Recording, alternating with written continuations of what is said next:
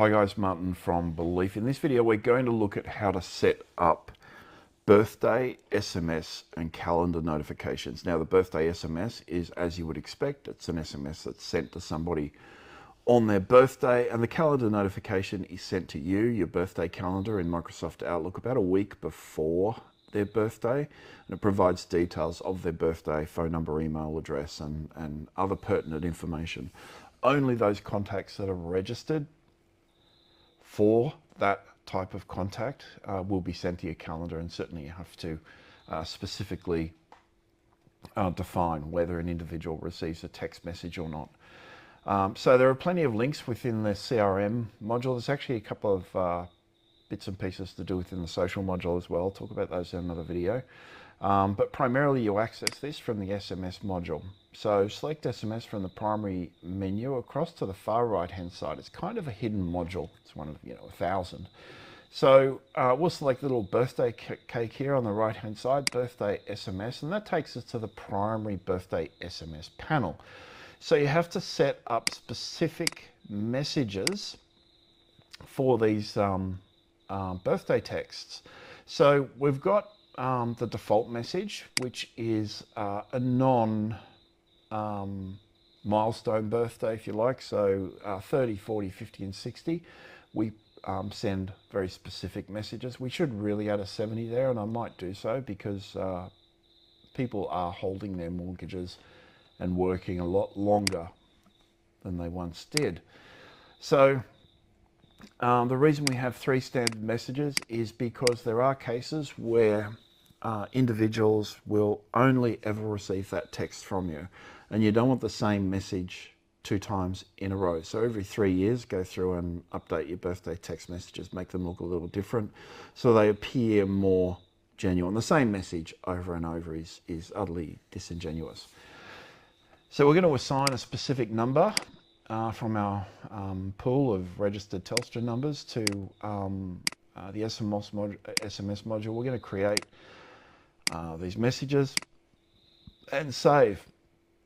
Now when that saves all these messages.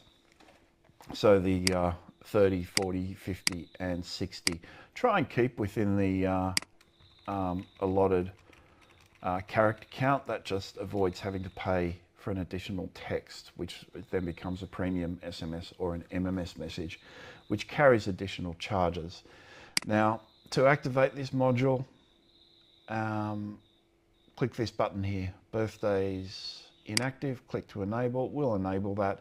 If I refresh the page there, that'll just show it is enabled and working. However, that is not enough. We do need to talk to you just briefly and have you acknowledge the costs before this module is activated for you. Remember, we don't provide SMS messages. In fact, well, the reason being is so we can keep costs down. We don't charge anything in the first 12 months. In the past, we had an allotment of text messages that were assigned, and there was a point in time where Telstra itself provided 500 text messages for free. So you did get to use the system before you decided to actually subscribe to the service. Text messages, I think, are about 5 or 6 cents or something like that, and we don't pay for those, and it allows us to keep the cost very, very, very, very, very low. So those charges are charged directly to your 10-digit Telstra account number that is supplied during the application creation process. So all that aside, so I will disable that, and before I show you how to assign individuals to the program, I'll just show you here from the CRM menu. I can show you this now. Normally I don't like showing people this because it exposes real contacts, but these are just junkyard contacts at the moment. And when I say junkyard, some of them might be legit, but every single email that's sent to you, any Outlook email address that is registered, it will ping us. We retrieve those details, we create a contact ID in the system, and we record any other details. So there are people here that might even be spammers, which is actually of great help to us because we can flag them You can flag them. We can do all sorts of things with them. But there are emails sent here from Facebook and WordPress and Elementor and all sorts of stuff. So these come from anywhere. We've seen one guy with, 300 or 400 different bank contacts that are automatically added to his account. That becomes of value when we deal with the RAM system, which is the Relationship Access Management System, because all those contacts are already in your system. So, okay, this is the primary contacts table. We will add a lot of information to this. At the moment, it's reasonably limited in scope, but it does provide access to create notes and tasks and planner tasks and change status and all that sort of stuff. But the status, for example, should be a select menu here and whatever else. Anyhow, so from the SMS manual, there is an alternate table, which is a new format, by the way, and back into the SMS module here called Assign Contacts. Now this here will only show contacts that have a valid birthday registered in our system. These are all test contacts, obviously. The relevance of the birthday, 26/9/73, is the Concorde made its first non-stop trip across the Atlantic, Washington to France, 3 hours, 33 minutes. And I remember when I was building this, I was watching a documentary on that particular flight, and that's why I used that date.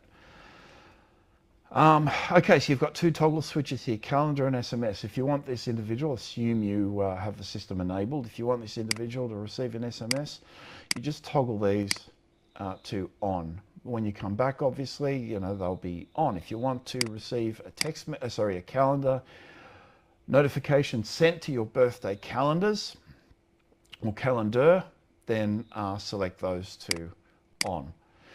The birthday calendar, by the way, can be a little bit deceiving. It's part of our broader gravity program. It's not sent, for example, on the actual birthday. We are having discussions with guys in a couple of days about modifications that we're making to this system, and we may send the calendar details for the actual birthday. But what that means is you're going to have to proactively look forward on your calendar, assuming you have some sort of contact gravity related program in place. You're going to have to look forward in order to establish what kind of contact might be made. So if you're sending out birthday cards, scratchies, or anything like that, it becomes a little bit more challenging. Whereas if you've got a specific record sent a week, which can be defined by you, but a week generally before the birthday, you've got plenty of time to action anything that might be necessary. So that's the birthday SMS module. Very good. Works really well.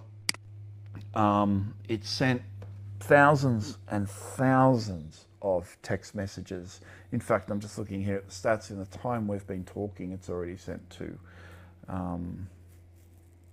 which is interesting. So that's that, guys. Now, the calendar notification. One last thing, you have to be using our Sendify module, not the old Sendly module.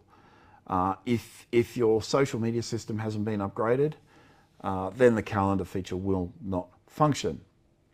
So everybody, I've threatened to disable the old social system so many times, but there are just so many people using it. However, with all the changes we've made in the last week, Sendly will be deprecated. There's no question about it. It will be deprecated. We've already started putting redirects on some of those pages through to the Sendify module. The FAQs will detail this in more detail, but certainly once it's all set up, it's a piece of cake to manage. You just go through here and via the contacts that have a valid birth date, you toggle these. If you're syncing with your CRM, by the way, there'll be thousands of entries, because in most cases, and assuming the birthday is supplied in your CRM's API response, then there'll be, countless records. Guys, give me a call. The most complete and comprehensive solution in the industry. Our website is awesome. You should be using it. My number, 0400 777 300. That number again, 0400 777 300. Thanks, guys. Bye-bye.